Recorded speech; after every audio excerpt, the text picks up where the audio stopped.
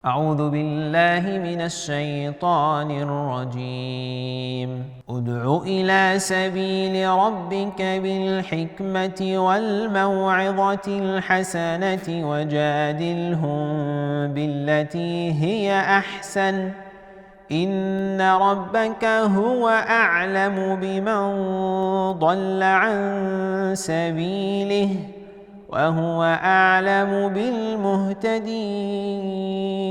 Bismillahirrahmanirrahim. Assalamu alaikum everybody. Welcome to a new Converts podcast. We have a very interesting guest today. Mohammed Isa is a Hindu convert to Islam from the Brahmin caste, and he went through a tremendous challenge after he converted to Islam, with his family effectively kidnapping him back to India. So we're going to find out about this difficult journey that he went through, what brought him to Islam, and let's meet him. Assalamu alaikum wa rahmatullah. Wa alaikum assalam wa rahmatullah. Thank you so much for being here. Jazakallah for inviting me. Yeah. So, mashallah, it's been some time since you converted. So we're going to head all the way back now. How old was you when you first looked into Islam and had some interest in it? In terms of school days, one of my best friends was a Muslim, but I never got to hear about Islam. So school time passed. Even I did RE, religious studies, specifically in Islam. Right. Yeah, and watched The Message. I thought, wow, it's a nice movie. Oh, nice. But nothing came of it. Mm-hmm. So from school, went to college, still nothing about Islam. Mm-hmm. Even though I had friends who were Muslims, Sikhs, Hindus. So then I went to university, and then during the holiday period, we used to play football in Valentine's Park, which is not far from here. Right. And we used to be with the Muslim brothers. There used to be Sikh and a Hindu guy. Because Ilford is quite mixed, isn't it? You got Muslims, you got Sikhs, you got Hindus, so it's a nice mixture of people. It's a nice mixture, yeah. And unfortunately, some of the Muslims weren't practicing Islam. Right. But amongst them, I saw a change. These couple of Muslim guys, they weren't like the others. They're not taking drugs or got girlfriends. Right. And they invited me to an event in Forest Gate. So we went to an event, and it was a talk about Islam. I got some gist of it, but not so much. And but the brother goes, "Don't worry, I'll explain it to you later." I go, "Okay." Mm-hmm. So the next day, I went to his house. And then he started to talk to him about Islam. But in terms of background, my parents, they're from Hindu Brahmin, and in India you have loads of different castes. For sure. But the Brahmin are the ones who put the idols in the temples. Right. They are the ones who own the lands. Right. They're the ones who are looked up to. Yeah, they're like the upper class. Yeah. Mm-hmm. So my family always thought we were better than everyone else. Uh-huh. And when the festivals used to come, like Diwali recently come, the festival of darkness over light, we used to come to the kitchen area, and we used to have rice. Mm-hmm. And parents used to make like a supplication to the Lakshmi, with the goddess of wealth. Right. If you want money, you have to pray to her. Right. And so they would ask her for this and that, and they would throw it. Mm-hmm. And we'd have our sweets and go back to watching TV. Mm-hmm. I have a question about this. Are these like genuinely like held beliefs, or are they like kind of just cultural practices without any deep kind of thought or conviction behind them? I think they are part of the religion, but people haven't thought about it. Does it make sense? Mm-hmm. So for example, the story of Diwali is about Ram and Sita. Mm-hmm. Ram, Sita, and Ram's brother Lakshman, they're gods, so two gods and his wife goddess, and they've been banished to the forest for 14 years. Right. And the question is, if they're gods, who banished God? Mm-hmm. So they're in the forest for 14 years, and so Ram and his brother Lakshman, they go to the forest to hunt a deer. Right. And they say Ram says to his wife Sita, "Stay in this circle, he'll protect you." Right. And so they go off, and then this one man, he comes as a beggar. She sees him, and he tries to help her. Mm-hmm. So she comes out of the circle, and he grabs her. Mm-hmm. And he's Ravan, the evil god. Right. So he takes her to Sri Lanka. So Ram comes back with Lakshman, and what's happened? And he don't know what's happened. So then he sees this eagle, and the eagle is damaged, and the eagle says, your wife's been kidnapped by Ravan. Right. And then he meets Hanuman, is a monkey god. And he says, you know, your wife's been taken to Sri Lanka and we can help you. So Ram needs the help of a monkey god. So what Hanuman and his band of monkeys do, they build rocks on the way to Sri Lanka. It was Lanka at the time. And then, so Ram with his army, they go across the island on these rocks and get to the other side. And then fighting ensues. So Ravan, the evil god, so Ram strikes his arrow, cuts off his head. Then another head comes. And then he chops off his head and another head comes until 10 heads come. And then he fires at the stomach and he kills him. So Diwali is the celebration of darkness, you know, light over darkness. Light over darkness, right. And you think, how does it make sense? How can you have a monkey god? How can you have a evil god, a goddess? And when you start to analyze and you ask people, does it make sense? They just don't want to. They just want to discuss it because it's not something you can rationalize or prove. So that's what I was wondering. Like, so do people who believe in it, do they believe in it as myths, or just like a cultural like an inheritance that they've taken, but they don't actually really see it as true? They believe in it. But they can't diverge too much into it because they can't establish it. So I was watching Ramayana, it's a story of Ram and Sita. So Ram, he fires an arrow in the air, one arrow, and thousands of arrows come and into the enemy. And I said to my dad, I go, how do you know that happened? He goes, it happened. I go, how do you know? And he goes, it happened, it's true. I go, were you there? And he couldn't argue. You can't say he wasn't there. And he wasn't there, so how did he know it happened? Right. So these are, people just believe in them, but they can't, it's just myths and stories. Right, sure. So a lot of the Hindu, the religious aspect, lost the stories from the books. So this is what we were brought up with, these ideas we were told. We were watching this Ramayana, Mahabharata, it's like a play and tells the stories of what's happened. And from that they derive morals. Right. You know, I've also been told that underlying all of like the pantheon of gods in Hinduism, there is nevertheless a belief in a one god, maybe historically, and then it kind of diverged into multiple gods. Is there any truth to that? Hindus believe in Brahma, Vishnu, Mahesh, the creator, the sustainer, and the destroyer. So they said these three are in one. It's a bit like Trinity, yeah? Right. So, but different Hindus believe different people are gods. Some people believe Krishna is God. He's the son of God. Some believe Ram is God. Some people have different God. They choose which gods they call God, yeah? So it's not really clear in that aspect. Okay. So, you know, it's something, it just fathoms the mind. It doesn't make sense. So growing up, we weren't taught, we were taught this by our parents, but they couldn't convince us. So it's not something ingrained into us. Right. Okay. Today, a lot of Hindus, they have just the identity that we're Hindus. Sure. Yeah, but when it comes to establishing it, they can't really go out of the way and say, look, Hinduism is the truth. Right. So you was never like a believing Hindu growing up then. You was a culturally Hindu, Yes. and then you came into contact with these Muslim brothers. And then what happened there afterwards? So I think the first actual meeting was at his house, and he asked me one question. He goes, if there's an idol here and it falls flat on the floor like this, and it breaks, he goes, can it pick itself up?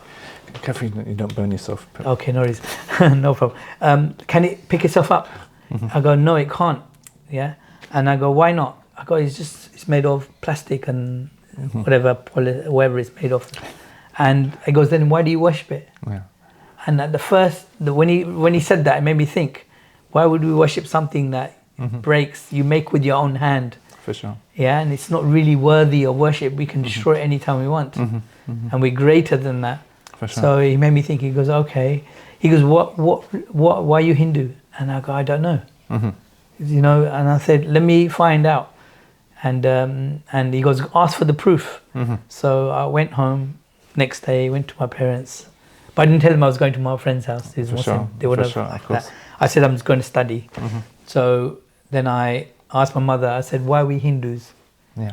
She goes, ask your dad. I go, okay. Right. And so my dad come home half a day's work. Right. I said, Dad, why are we Hindus? And I was waiting for a really strong argument, you know, good story. And he said, because our forefathers are Hindus. Right. And I go, but what if our forefathers made mistakes? Right. You know, if they jumped into a well, should we jump into the well? And he didn't know what to say. He goes, no, we follow our forefathers. Whatever religion they are, we will die as that religion. So this is a concept that people hold today in Asian culture. If you're a Sikh, you die as a Sikh. If you're born in a Hindu family, you have to die as a Hindu. And so it made me think about it. And then I started reading more about Hinduism, you know, the different gods, the stories. I started to look a bit more deeper into them. And the more I looked into it, the more it didn't make sense. And but when I started to discuss and a bit about Islam, my parents, they just hated Muslims. Yeah. And the hatred for Muslims so much is very difficult to discuss Islam with them. So anyway, I went back to my friend and I said, I found out. So the reason we're Hindus was our forefathers are Hindus. He goes, does that make sense? And I go, it doesn't make sense. He goes, what about Sikhism? Yeah. So he goes, and he showed me the Guru Granth Sahib. Yeah. It's a book in Guru Mukhi language. It's very poetic. So in there it says that in the tree I'm the leaf, in the sky I'm the moon. So it's very poetic. But when it comes to the proof, it was lacking. You couldn't prove the Guru Granth Sahib from God. No matter if it said good, it's got good morals in it. It's got the language is very nice, poetic. It's moving, but it can't prove it's from the Creator. So I had a problem with the Guru Granth Sahib. I had already had problem with the Gita, the story of Ram Sita. It couldn't be proven God, and the Vedas as well. There were just a bunch of stories, but the stories you couldn't establish whether the Creator had sent them through a prophet or a messenger. Then I looked at the Torah, the Old Testament, and I think there was some mistakes in the Torah as well about science, whereas the plant started to grow and then the sun came after. It's contradiction in science. Then there was a story of Moses that he was 280 years old when he died. I go, who wrote that? It's not him writing that. It's not God saying it the way it's written. It must be a third person. So we see that man is entered into the Torah. So I thought and you can't establish the Torah is from the Creator. It just contains stories as well, For sure. which are similar to later when I read the Quran. Then I looked at Buddhism. But problem with Buddhism, it's fanciful ideas, but they don't believe in a Creator, so it doesn't make sense. Because when I discuss with Mohammed, we say, look, everything in the universe has a beginning and an end. It's limited, finite, and dependent. Limited, like we can only eat so many burgers. We can only grow so tall. It's needy. We need to have oxygen. We need to sleep, and it's dependent. Everything in the universe, no matter how big the universe is, dependent. The sun is dependent upon gases. We're dependent upon the sun for light, for photosynthesis, so we can get oxygen. We're dependent on plants. The sun, the earth is dependent upon the gravity to keep it there. The dependency keeps going on and on. So because it's dependent, hasn't always existed, it's not eternal. So something must have brought them into existence. Something which is not limited, finite, and dependent. Something which is unlimited. So that's why I had that thought, and I tested it out with all of the other religions. Nice. And all of them failed. Is this something that you felt like kind of like intrinsically made sense to you? Did somebody tell you these concepts? You were talking about something that has to be unlimited and non-dependent that created the universe, or was it something that it just is like a natural type of deduction that you can come to as like a human? You could come to that conclusion, but because we had, because we come from a Hindu background, the thought of thinking is very difficult. You're not taught to think. So someone could come to it looking around if he started to think more depth investigation. And so I realized there had to be a Creator, And so Buddhism fell out the window, Hinduism, Sikhism, the Torah, that's Judaism, and then I looked to Christianity. Yeah. So when I went to Christianity and I studied the Bible, Yeah. there was too many mistakes. There was linguistic mistakes, in grammar mistakes, numerical prophecy mistakes. There was historical mistakes. You know, there were so many mistakes that it was probably the only book I found with so many errors that could say definitely this is definitely not the word of the Creator. Even though some aspects were there, like there is only one Creator, don't worship anything other than that. So I realized that the Bible had elements of the truth, but because it's been corrupted by human beings, I couldn't accept it. So as I was kept going down, each of the religions fell down, and I was thinking I'm getting somewhere, but where am I getting? I wasn't sure. Right. And then I go, what's left? And the brother goes, Islam. I go, okay. So I go, what's Islam? And he explained it's a complete way of life. It was everything in life: how to wash your hands, how to go to sleep, how to live in society, punishments, and having a ruler looking after society. I go, okay, I go, sounds good. And there's only one God. He's not three gods, not four gods. He's all powerful. He doesn't go against his nature. So the Creator doesn't die. He doesn't lie. He doesn't steal. He doesn't do things which human beings do. He's not like us. He's unlike anything. I go, okay, that makes sense. And so I was thinking, okay. So with that in mind, I went home. So as I was going home, usually night time, and I looked around and I started to look at the moon. The moon was coming out and the stars were there. You know, it started to make me think, look at these things. You know, there's a Creator who's created that. And it made me think more deeply. You know, it's like satisfied me because it made sense. But I didn't know who that Creator was yet, because then I went home, and then I came back a few days later, and I said, who is the Creator then? And he said, his name is Allah. I go, okay, Allah subhanahu wa ta'ala, he said. I go, okay, so how do I know who he is? He goes, well, he sent a revelation, which is the Quran.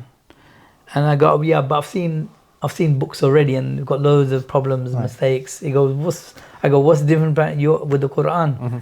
He goes, it's never been changed. I go, what do you mean it's never been changed? He goes, it's never been changed for 1400 years. I go, wow.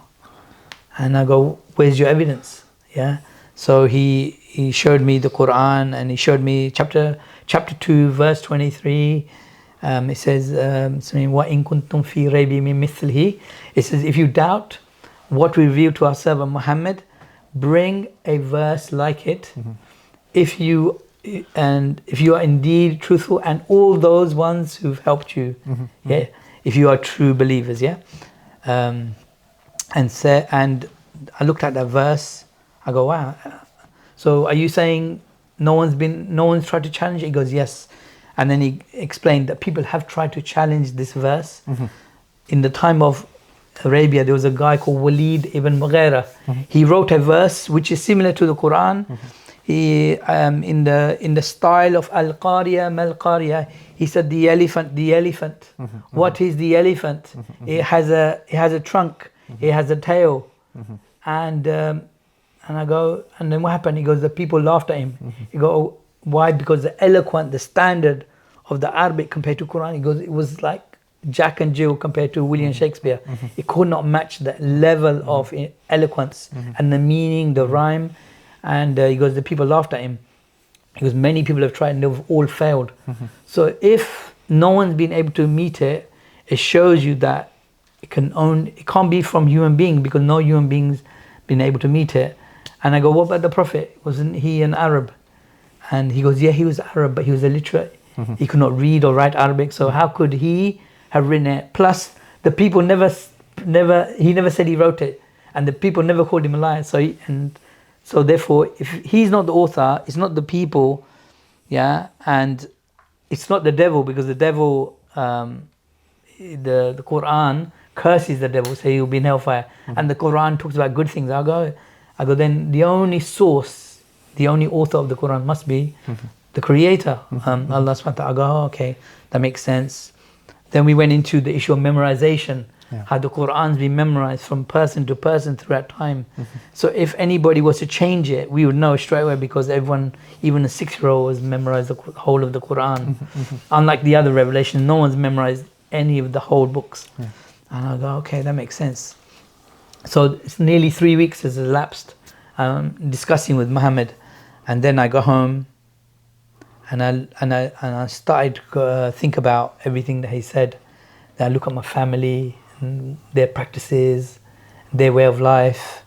I look at in the living room. We got statues, pictures of gods, so many, and I decided, Islam makes sense, so I have to accept it. So I went back to my brother Mohammed and said, you know what? I go, what you believe is what I believe. Nice. And then he goes to me, you know what? You're not ready yet. And I go, what? He goes, no, you're not ready. You're not ready yet. I go, okay. So I went home and I was thinking, I was bewildered. I'm thinking, have I missed something? So I went through all the thought, proof of God, everything that exists must have a designer, cause and effect. I went through all the revelations previously, and I thought, I haven't missed anything. I'm thinking, I haven't missed anything. So I went back the next day and I go, I haven't missed anything. And I go, I'm ready. He goes, today I have to become Muslim. And he goes, okay, we'll go. So then we went, he was looking for some of his friends in the shopping center. We couldn't, and then we went to University of East London, where I'm studying at now, but in the Stratford site. Right. This was a barking site. So we went there, and there was a debate going on between Muslims, Sikhs and Hindus. In a big area. And the discussion was on marriage. What is marriage? What is it good to have a love marriage, arranged marriage, or Islamic marriage? Right. So the Sikh guy comes up and they ask him, what's love marriage? He goes, when you love someone. And that's how deep it got. Then the Hindu guy comes up and they ask him, what's arranged marriage? He goes, when you arrange to get married. So it wasn't very deep. I was quite shocked. Then a Muslim sister comes and she explains about nikah is a contract between two people. She goes into a bit of detail, and I go, that sounds interesting. Because I never knew that. So then the brother who's a doctor, Dr. Abdul Wajid, he's a chairperson. He goes, I'd like to make an announcement. There's somebody in the audience, who wants to become Muslim. And when he said that, all the Sikhs and Hindus in the audience, they started shouting. It was really loud. I was thinking, what's the matter with these people? And they were really angry. And I realized, look, someone's leaving their religion, so they're angry. It's like a slap on them, So they knew your background. They knew my background, but didn't know who I was. Yeah. My best mate in school was there as well. So anyway, so I didn't care what they said. So I just came to the stage, and then the brother said, repeat after me. He goes, are you ready to become Muslim? I go, yes, definitely. And then, have some water. And then he goes, repeat after me. He goes, Ashhadu an la ilaha illallah wa ashhadu anna Muhammadan abduhu wa rasuluh. I said that in Arabic. As soon as I said it, I felt like a healing. Like you have a bath. But like internal, spiritually, something was like went through me. Amazing. I was like, I've never felt that before. And I was like quite shocked. And next thing you know, there's a huge noise in the audience. Everyone's saying, Takbir, Allahu Akbar. Everybody shouting, Allahu Akbar. I was like, first time I heard it, I was like a bit shocked. I go, what's happening here? And I was like, wow. And then everyone started hugging me. It was that strange, in Hinduism and family, they don't hug you. Right. Everyone started hugging me. Go, brother, you are our brother now in Islam. Welcome to the Ummah. I go, wow, it's amazing. It's amazing. My best friend in school, he congratulated me. He goes, well done. Amazing. So so it was amazing. Then after that, I think we went to the prayer area and they said, look, what do you want to do? I go, I don't think my parents are going to be happy with that. He goes, you don't have to tell them. I go, okay, that's fine. Yeah. So I went home, had ghusl. It's quite a unique experience, And then I started to go to uni, started learning how to pray, the prayer book, and I started praying in my room at uni. and learning more about Islam. I was trying to memorize the whole Fatiha. I remember when I used to pray in my room, someone would knock on the door, but I'd lock my door until I finished praying. Yeah, so they didn't know. Yeah, and then I decided, look, I should tell them about Islam. But I talked to them about Islam in a way that, as if, what do you think about this? You know, Muslims like this. Right. And then I started questioning more when my dad was watching all the Hindu videos. I used to question him more. I go, how do you know? Does it make sense? I go, you know, where did you get that from? And he didn't clock on, but you know, he couldn't really explain it. He said, it's true. He continued in the same argument because he doesn't know any better. So anyway, I continued going uni. I think it's about 2 weeks later, and I realized me staying in the house is not going to be good because I need to learn more about Islam, and they're not happy. So they wouldn't be happy with me. They hate Islam too much. So slowly I started moving my clothes, my stuff out. And one night, one of the brothers, he's a Kashif, he's a kickboxer. He came with his car one night and we took all the stuff. And we went to a house with loads of brothers. And then basically they introduced me to themselves, and it was amazing. We started to talk about Islam till like Fajr. Brothers used to come, bring biscuits, food. It used to be like 50 of us in the night. We're discussing Islam till the morning on all the topics. And it's really an atmosphere of Islam, you know. It was amazing because I was wanting to ask everything, because I want to know about wudu, salah, what's happening with the Muslim Ummah, and I had more and more questions, and I was learning continuously, praying with them.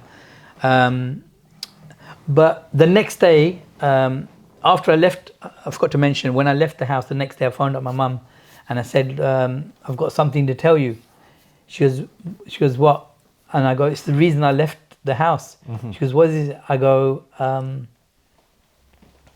I said, I've become Muslim. She goes, Pagal ho gaya? She goes, have you gone mad? She goes, have you been brainwashed? Is it Mohammed? I go, no, I've become Muslim because I believe it's the truth. Yeah, I'm convinced. Mohammed is born, he will die, but I'll be still Muslim.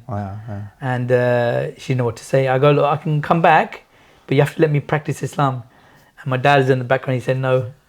I go, and my mom said, it's unfortunately. Was that hurtful for you? Yeah, it was, but you know what? Because Islam was given to me in an intellectual manner, it convinced my mind, it made sense. So that didn't really bother me that much. So anyway, I continued learning about Islam, and then we used to have stalls. We talk about dawah to other people, talk about the situation Muslim Ummah. As time progressed, we had an event in Ilford Town Hall, and my sister came. She was crying, and she said, "Why don't you come to the house?" And then I said, okay, I'll come. She goes, parents are upset because they haven't seen you for a long time. Yeah. And so I was going to go, and there's two guys of mine, the Kashib's kickboxer and there's a big Turkish guy, because we'll come with you. I go, okay. So we went to the house, they sat, I sat, and my parents sat, and explained the story. Look, I've become Muslim because I'm convinced of it, and you know, I'm not being brainwashed, it's the truth, and I believe in it. And I'll stay as long as you let me practice Islam. And they go, okay, that's fine. A bit strange for them to say yes. Right. I didn't think of it much. So anyway, then I moved my stuff back, and I still was seeing my friends, discussing Islam. And one day, it's getting near the holiday period now. It's 2 years after my degree, and they go, look, your sister wants to go to India, but you know, mom can't go with you, and dad said I can't go. Can you go with her? I go, okay, no problem. I thought an opportunity for dawah, but you know, those opportunities are very rare with them. So anyway, I went. I said I will not visit any relatives, and we will go to places that we will go to. So anyway, we agreed, and then me and my sister went to India. We got to Delhi airport, prayed Fajr, and then suddenly see all these Indians around me. I'm thinking, what's happening? He goes, your cousins. I go, what are they doing here? And I didn't think nothing of it. So we went to the house. I thought, okay, no problem. And next thing you know, in the morning, guess who came? My mother. Oh my gosh. She came on the morning flight. I looked at her and I go, you lied. You lied to me. Oh, yeah. You said you couldn't come. And she ignored me, yeah? Did you start to get worried now? Yeah, I'm Did thinking... you realize something was up? And yeah, I did. And she wouldn't talk to me. Yeah. And I said, I go, what shall I say? I go, then what happened the next day, where we were living, my mum's sister's husband died. Right. When he died, all the relatives came to Delhi. And then I got to meet all of them. But the problem is the language barrier. I didn't speak hardly any Punjabi. So they were saying to me, you should come to our house, you should come to our house. And I would just tell Mum, when we go back to London, when I go back to London. But she continued to ignore me. So after the burial, they went and buried him. They burnt my family member. Then next thing you know, we're going to visit all of the relatives in Punjab and in the north. And I thought to myself, what should I do? Because I started to meet them, but I can't speak to them really. I said, either I keep quiet and don't give them any information, no dawah, or I have to learn the language and I have to give them the message. And I thought, I can't keep quiet. When you have the truth, you can't keep quiet. So then I started to learn the language, started asking, what does this mean? What does this mean? And then I started to be fluent in Punjabi. Then I said, let's discuss. So I went to my grandmother, who's very old, my mum's mother, and I said to her in Punjabi, "Up, go kate puja karde hain." I go, why do you worship the cow? I go, we eat it. Yeah, you use it for working on the fields. Yeah, how can that be your God? And I go, why do you worship the cow? She goes, and then she gave me a story that when the mother dies, that the baby, she can have the cow's milk. It will help her. It's like a mother. I said, but you have goat's milk. Yeah, you have sheep's milk. Yeah, you can have other types of milk. So why the cow? And she goes to me, Sulle. Sulle is a derogative term for Muslims. In India, they use it. Sulle means pig as well. So then she goes, I ignored her, yeah. So then she said, then he goes, you worship the Kaaba. And I go, we don't worship the Kaaba. We pray towards the Kaaba. It's just stone made of bricks. But we don't worship the Kaaba. We pray towards it. She goes, you worship the pig. And I go, no, we don't eat the pig. It's forbidden to eat the pig. We don't worship the pig. It's just an animal, like the cow. We don't worship animals, yeah. And she left. Then my cousins, it was some festival, and they were sticking something on the wall, and with some sticks. And I go, ye kya? I go, what's that? And they go, cow. It was cow pat. I go, what are you doing? And they were making like peacocks and they were animals. So they were taking shit and putting it on the wall and putting sticks on it. And I go, what are you doing with that? She goes, when it's dry, we're going to worship it. I go, that's just come from the cow's backside. You're going to worship that. I go, do you really want to do that? I go, what if it breaks? It's not really worthy of worship. Anyway, they didn't really think much of it. They didn't want to have an argument. They just followed their religion. Then my Mamu was a communist. Interesting. He's a communist, and his English was quite good. It was broken English, but he was quite good. And I go, so what's communism all about? And he goes, dialectical materialism. He goes, matter changes from one state to another. I go, oh, right, yeah. I go, that makes sense. I go, this was your great-great-grandfather. It changes over time. This table became that became that. So that could be your great-grandfather or this. Does it make sense? I go, it doesn't make sense. Your grandfather's passed away. Yeah, things don't last forever. The only thing that lasts forever is the one who gave the beginning of every living thing. And I go, communism doesn't make sense. Communism is a old system. It doesn't agree with man's nature. I go, the only system that's gonna bring prosperity to mankind is Islamic system, the Khilafah. So anyway, he didn't agree, and then we moved around to other houses. How long have you been here in India at this moment in time? It's probably about a year. Okay, but hold up. Let's take things back a bit now. I mean, like why did you agree to stay all of this period of time?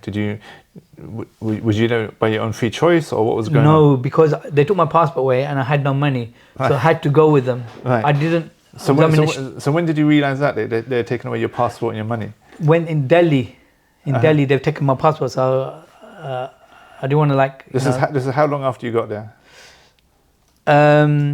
How long?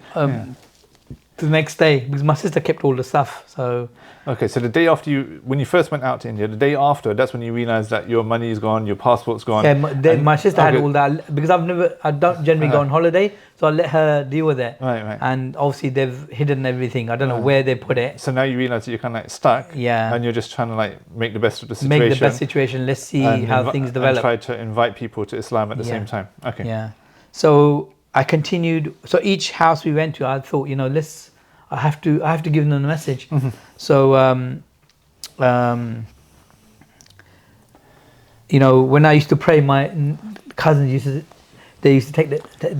to be trying to be funny and put things in front of me while I was praying. Right. So they're all together and believing in that. So they used to put an idol or something in the way, but they were young, so I didn't say anything to them. We went to there was a local temple near the house, and there were some Hindus in there. There was a priest, and I said, look, I would like to discuss Hinduism, but they weren't up for a discussion, unfortunately. I don't think people like to discuss Hinduism. They just believe the stories and they're not really challenge it. Where's the origin? Where did it come from? So we went to another house. My mum's sister's husband, and he was called Kalia. Kalia is black, and he basically he had this guru, and he was talking about this guru, and he goes, he's 200 years old. I go, show me his birth certificate, and he looked at me glaring, as how dare you say anything about my guru? Yeah, and I go, I'd like to meet this guru. He goes, yeah. He goes, he's got a degree in English. I go, oh really? Okay, I'd like to meet him. And I asked him, so why is this guru so great? And he said he traveled from place to place, and he ended up in this forest. I was thinking he was a beggar, was he? Yeah, yeah. And then I go, okay, let's meet him. So we went to this place. There's a hut in this like a forest. Not so, yeah. And everybody started touching his feet. I was thinking, I'm not touching your feet. Don't know where they've been. And it's a Hindu custom that people touch feet. Sure. In Islam, obviously, we don't do that. So I didn't want to touch his feet. And he looked at me. Everyone's touching his feet and thinking, this guy's not touching my feet. What's happening here? So I just sat on there was a bench. And I go, listen, my name is Mohammed Isa. I'm Muslim. I believe in Islam. I can prove to you there's a God, and that the Quran is a miracle sent to mankind. I go, you're Hindu, you believe in Hinduism, and prove to me what you believe is the truth. And then he looked at me, he goes, you Muhammadism first. And his English was really terrible, and I think he must have lost his English degree with his birth certificate as well. So I said to him, I go, okay, no problem. So I explained to him about, look at this hut. This hut didn't always exist. Something brought it into existence. Someone made it. So there must be a designer of the hut. So there must be a designer of the universe. This hut is limited. Look at the wire, and it doesn't go on forever. Yeah, and so therefore these things, we don't worship these things. We don't worship animals, all of that. And we know there's a creator. He created everything. He's not like us. He can't be a human being and die. Needs to eat and go to the toilet. He's not like that. Yeah, he's all powerful, all of that. And he sent the Quran, and the Quran is the revelation that's never been changed till this day. That's why we know who the creator is, because it's in the Quran tells you that Allah is the creator and Muhammad is the final messenger. That's why I believe in Islam. I said, your turn. So then he went down from English, he went down to Punjabi, broken down, lower level. And then he starts going, he starts going his hands like, he goes, Shuru se, ik nerta. So he goes, in the beginning there was this river. I go, okay. He goes, jo lok rehte the wo Sindhu the. I go, okay, makes sense. The people who lived on the river were called Sindhus. And he goes, the river, jo nehta was Sindha, the river Sindh, and there were Sindhus. I go, he goes, then lok bigar gaye. Lok bigar means the people became corrupt. I said, I've got it. Sindh became the Hind, and the Sindhus became the Hindus, Hinduism. That's why Hinduism is truth. And he goes, Befkoof.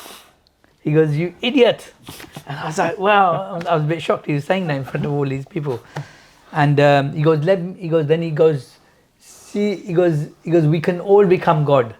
Yeah, he was saying in Punjabi, Sare Rab ban sakde. And I looked at him, I go, what was he talking about?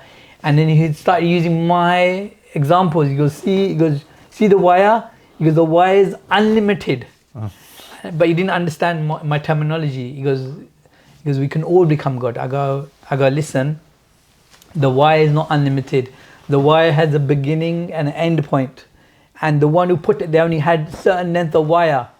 Yeah, so it's not unlimited, it's limited.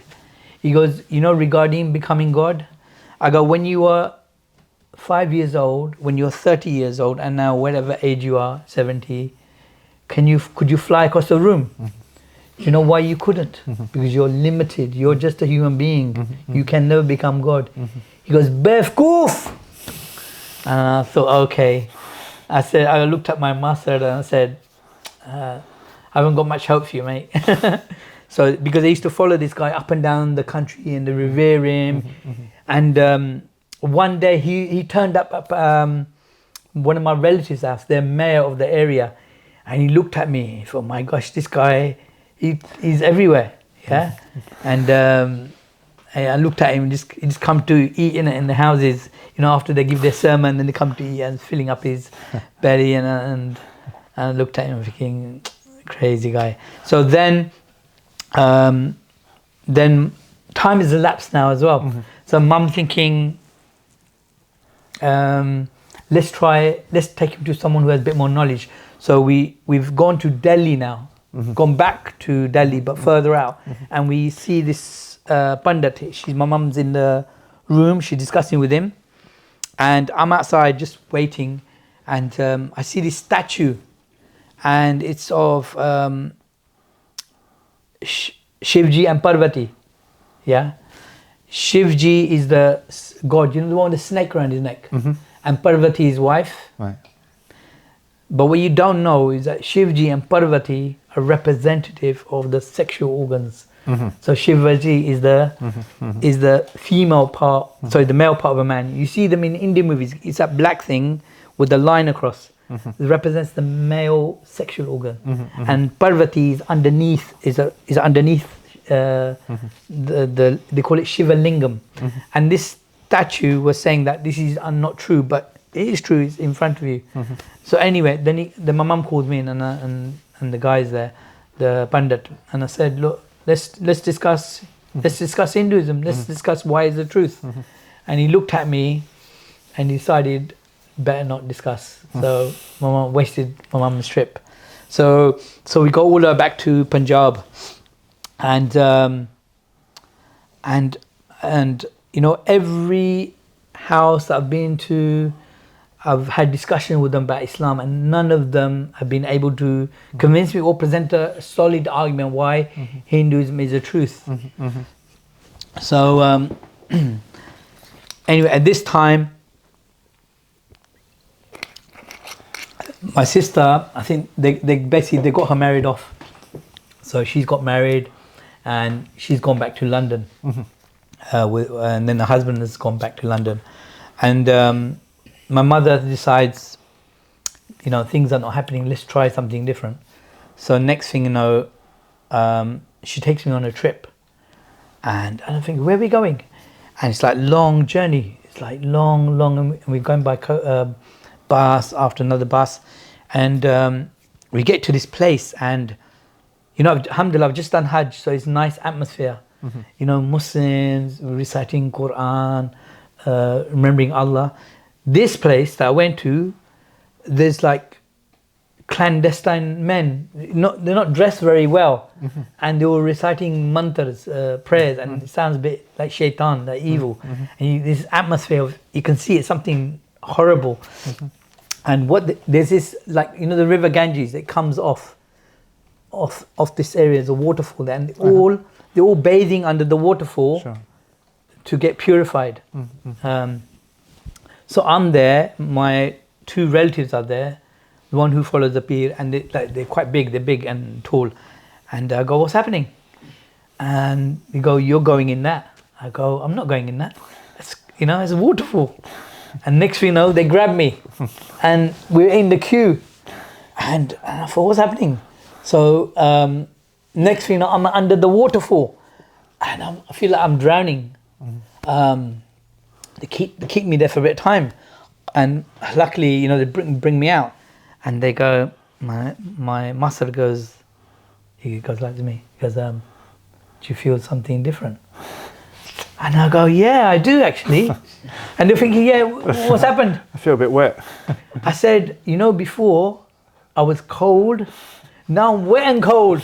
It's really cold. It was the winter time, yeah? And I was like, my gosh, it's so cold. And they looked at me and thought, it didn't work. I go, what did you think? There was something evil inside me, and Islam's going to come out by some water, some Ganges, which is dirty water, and that's going to change me. Next thing you know, they grab me again, yeah? Next thing you know, I'm in the temple, and there's this pundit. So I'm like 5'7", he's like 5'4", and he's got this bottle, and he's got holes in it, and he's going like that to me, reciting some prayers. And I'm thinking, what's he doing? I didn't know, but in that bottle is that cow urine. So he's using cow urine, and I said, what are you going to do? And he's reciting, continues reciting. I go, it's not happening. I don't think it's working. So anyway, they realize it's not working. So we go to the place, we have some food. There's an area where we got a room there. And they look at me. They go, things are not looking good for you. I go, oh my gosh. They go, you're not changing. So we decided something. I go, what is it? Because we're going to leave you here. I thought, oh my gosh, I don't want to stay here. And I thought, what should I do? Only took me a few seconds, and I go, you know what? You're right. I'm gonna change. They go, what? Yeah. I go, I'm not gonna pray now. They go, you promise? I said, I'm not gonna pray now. He goes, you promise by your God? I said, I swear by my Lord Allah, I'm not going to pray now. They go, you swear? I go, yes.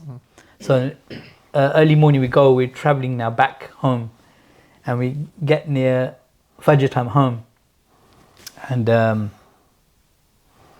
making wudu. And my relative comes out, he goes, what are you doing?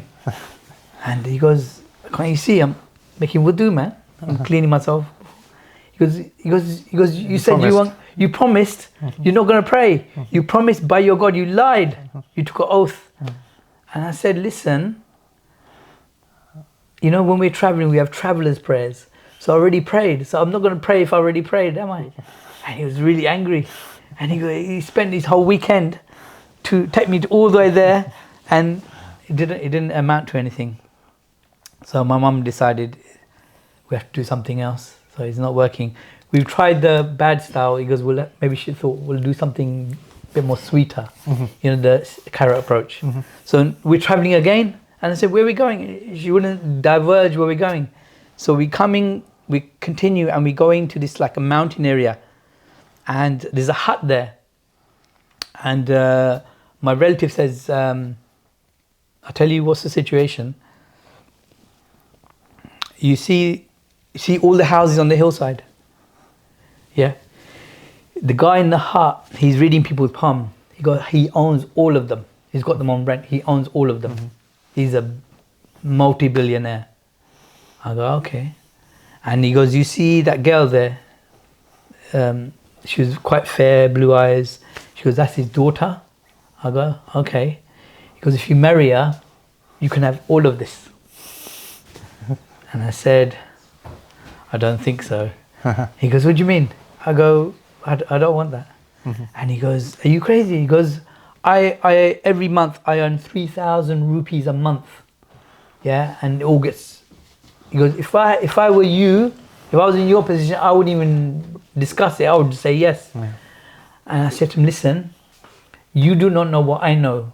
What is to come after this life is much better than all of this. This is nothing. Yeah, it's like not like a pin drop. Nothing. So anyway, we go into the hut, and so he's reading people's palm, telling their future, and he goes, "Give me your hand." I go, I don't do palm. I don't allow my palms to be read. Unfortunately, I don't believe in that. He goes, okay. He goes, you've heard the proposition. His English was good, alhamdulillah. And he goes, you've heard the proposition. I go, yes. You marry my daughter, and you're my son-in-law, and everything is yours. Yeah. And I go, yes, I've heard that. He goes, now all you have to do is eat a piece of pork. A piece of pork will solidify the contract. I go, listen, keep your piece of pork, your daughter and your wealth. I don't want it. And my mum was like, she didn't know what to say.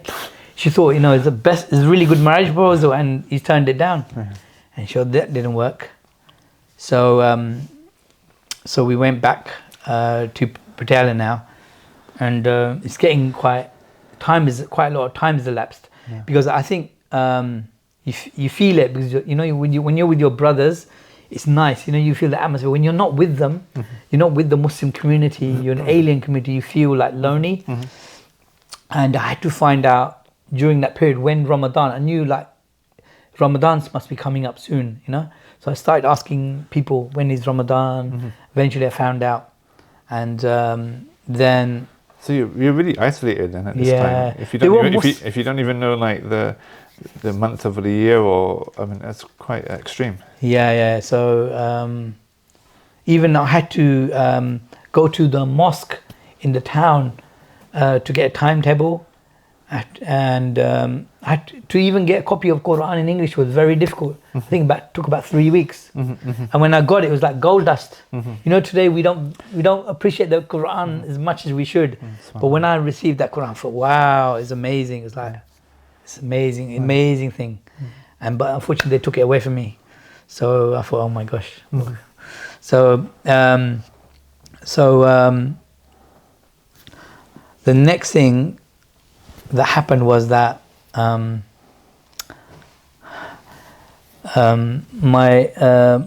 dad came as well to India. He stayed for a bit. He left as well, and I started writing some letters. I think what happened, there was a time when they were trying to stop me praying. Decided it's not happening. So my mum would grab me, and I got angry, and then I ran off into the village. I didn't even have any slippers on. I was quite angry, and then they caught me, and this one of the neighbors, he grabbed me, and he gave me a big slap on my face.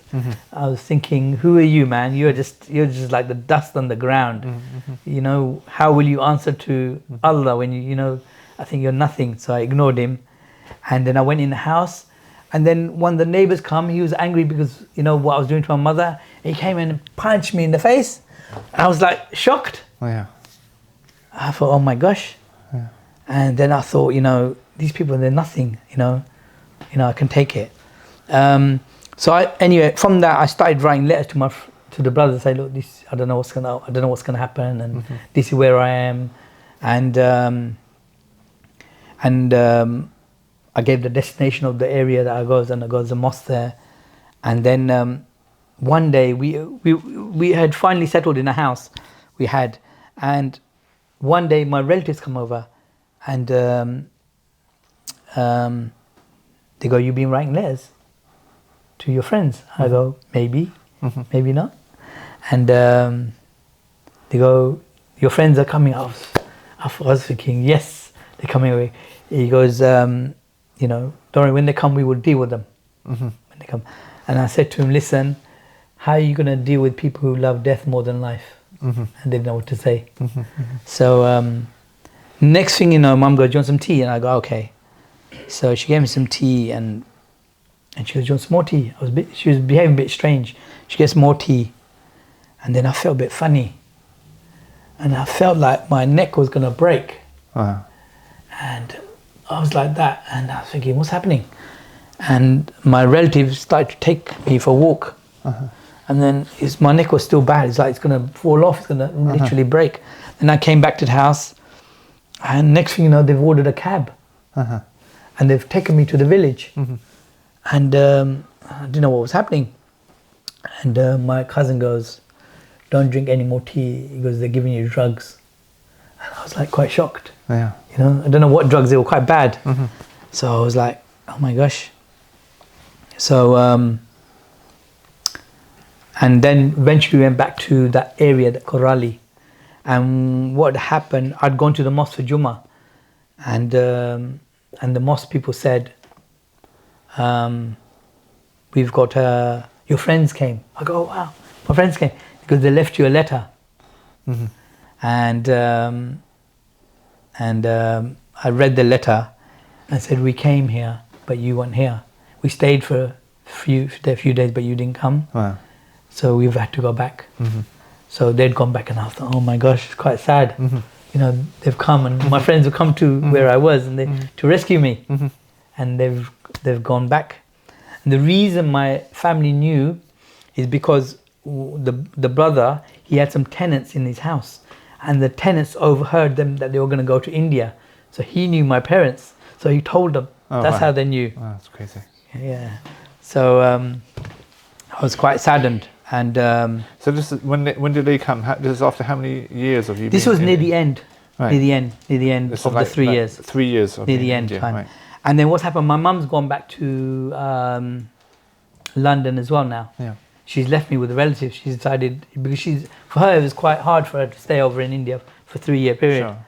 And then she went. She stayed this whole time just in order to try to get you to leave Islam. And return back to your. Her husband was in London. Her son and her daughter, son-in-law, all of that she's left, just so that the embarrassment of one of a child becoming a Muslim. So then, as time has elapsed, I'm thinking, what should I do? So, time has elapsed, a little bit after Mum's gone, and I thought, what should I do? So while I was I decided, you know what, I'll go. I did a reverse charge call to my friends in London because I didn't have any money. I had a little bit, but it's in the bank. So I said, look, what shall I do? This is a situation. I'm stuck here. I've got a little bit of money and I haven't got no passport. They go, what shall I do? He goes, get to the embassy. It's High Commission, and we'll take it from there. Tell them your situation. And I go, okay, sounds good. I'm getting excited now. I'm thinking I've got a plan. So I've gone to my relatives and I said, I need some clothes from our house. They go, don't worry, we'll sort it out. Don't worry about it. He goes, don't worry about going back. We can make you a priest in the masjid. Don't worry. I'm thinking, no, I don't want that. I'm thinking, I want to get out of this country. Then eventually I asked them again. I go, look, I left my clothes. Can I get some? So they go, all right. It was, I think it was Sunday. I said, I'll come back on Wednesday. So I went. And then I went to the town centre, bought a suitcase, put all my clothes in it. I bought a ticket for the train ticket. And then in the night time, as I was coming out with my suitcase in the alley, guess who should come? Is the mayor's son and his mate who's a Muslim. They go, what's with the suitcase? And I thought, because they knew I'd become Muslim, And I said, I'm just going to go to the, sort my passport. I had some issue with it. They go, all right. But they didn't know, And then I've got on the train now. The train's like, I think a couple of hours late. It's foggy. I thought, oh my gosh, doesn't sound too good, yeah? So I'm waiting. Eventually the train comes.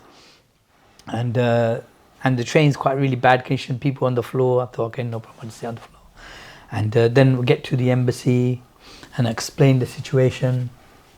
They go, okay. So he goes, look, you'll have to come back. It was a Monday now, yeah? And so I've gone into a YMCA and I'm staying there. It's all the Hindus are there. I'm probably the only Muslim there. And then I go back on Tuesday. They go, we haven't heard anything yet, so just bear with us. So then Thursday comes and they go, we've got some good news for you. And I go, what's the good news? They go, we've got you emergency exit visa passport. It's emergency exit visa document. Your friends have sent money to us. We bought your ticket.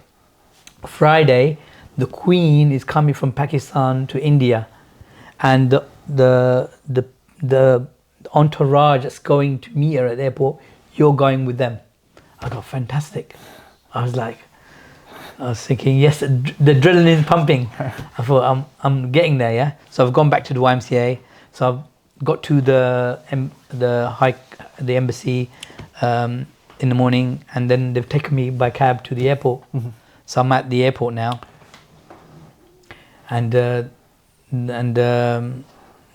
at the airport there's this Sikh guy with a turban, and he's the last point of call before you get on the plane. Yeah. So there's someone comes ahead. He goes, passport, and he goes, where's your passport? And then he goes, go on the side, like that. I thought, oh my gosh. The guy from the entourage, he goes, you got any problem? Come and speak to me if you have any issues. I go, no problem. And I thought to myself, look, I've been through all this. Who is this guy, man? He's no one. So I go up to him and I show him my emergency exit visa. He looks at me. He goes, where's your passport? I go, don't have it. I go, this is what I have. He stamps it. He goes, go. So I'm on the plane now. And when you watch those movies, you're on the plane, it's usually the criminal and they're about to escape and the doors open, yeah? And there's someone's going to come. So I'm thinking the same thing, somebody's going to come. Because I was supposed to get back on Wednesday, back to the family, and now it's Friday. Right. I thought in case they found the embassy and told them that these guys escaped. Right. So anyway, that hasn't happened, alhamdulillah. So I'm sitting down, I'm looking at the doors, and this guy on my left, he goes, you want some sweets? And I'm like, yeah, no, I don't want any sweets, I'm all right. So I'm waiting for the door, and then the doors go, shock. And I go, and I'm, Allahu Akbar. I'm free. They can't do anything now. So I'm on the plane now, and we get off to London. And I'm casually strolling out because I've escaped. Yeah. And one of my friends come on a motorbike and one by car. He goes, just in case of getaway. So we go to Hounslow. I stay overnight. Then Abra asked me what happened. So I have to explain him the whole story. I go, this is what happened. And then we go to, in the night, then we travel to Ilford. And one of my friends, his parents are away in Pakistan. So I stay overnight, and then in the morning decided I have to do one thing. You got to tell your parents you're back home. I got to ring my mother. So I pick up the phone in the morning, and she picks it up. She goes, "Hanji, kaun hai?" I go, "It's me. I'm back." And I put the phone down. Oh my gosh! So let her know, because she's probably wondering. She's probably worried, isn't it? Oh, yeah. So that's the story. Well, that's pretty nuts, man. Yeah. That's a crazy story. So, okay, you're back now in England, and you've had this crazy experience, and you've thankfully escaped. Alhamdulillah. Did you repair the relationship, or how's your relationship now with your family after all these years? It's much better, alhamdulillah. I think they can appreciate, because I've helped them, my parents and family here and there. Mm-hmm. They can see me now, because they got no hold over me. Yeah. And so they're looking at me, and then they can see how I behave. Mm-hmm. So they trust me more, and they can see, in Indian culture, you have things where you look down upon people. Mm-hmm. Yeah. You're always looking to gain the better advantage. But within Islam, we don't do that. We always think good of other people, and we try to do the best for them. We never think negative. And so when they saw that in me, it changed. I think it changed them. Yeah. And so I have a very good relationship with my mum. I'm probably the only one who hugs her. When I come at home, I give her a good hug 3 times. She goes, one's enough. But I get into that 3, just to give her that comfort. Because, you know, parents, they love for their children to be close to them. Yeah, for sure. That warmth. And I think that's important for her. For sure. And I think that's one of the things that really attracted to me to Islam as well. Yeah. You know, when Muslim brothers, when they meet each other, there's something, you know, the way they speak, the way they are together, there's a brotherhood. Yeah, and I don't see that in any other religion. Yeah, but I only see it with the Muslim when they pray, when they meet each other, they share food.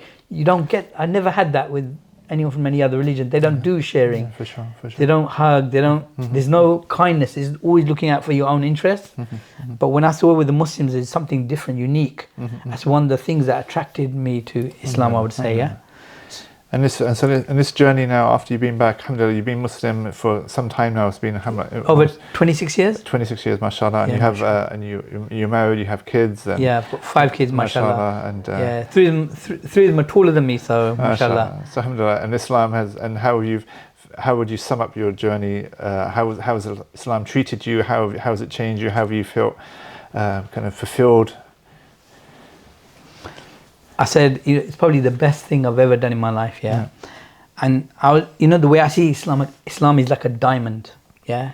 It's amazing to look at. It's amazing the more you look at it. Yeah. But you know, this diamond has this sharp bit, and what it does, it cuts any other stone to show how strong it is. And when you look at Islam and you compare it to every other religion, Islam always remains at the top because it makes sense. It convinces the mind that there is only one creator, and that this creator created you, tested you in this life, so you can have the next life paradise.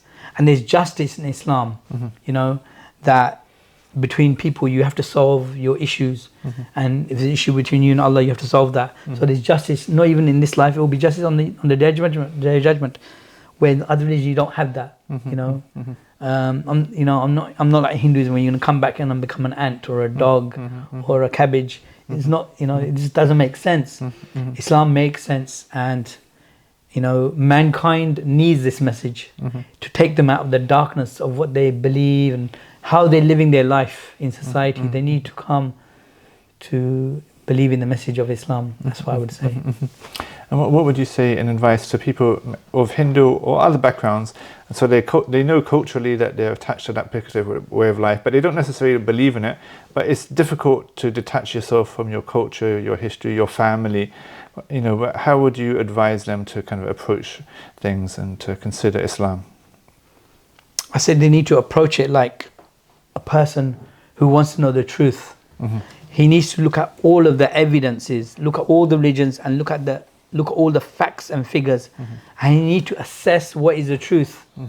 If he's seeking the truth, if he assesses it, he will only come to the realization that all of the other religions don't make sense. They've been made by man. They're named after a person, like Buddhism, named after an area of water, like Hinduism, Revert, Judaism after 12 tribes, Christianity after Christ.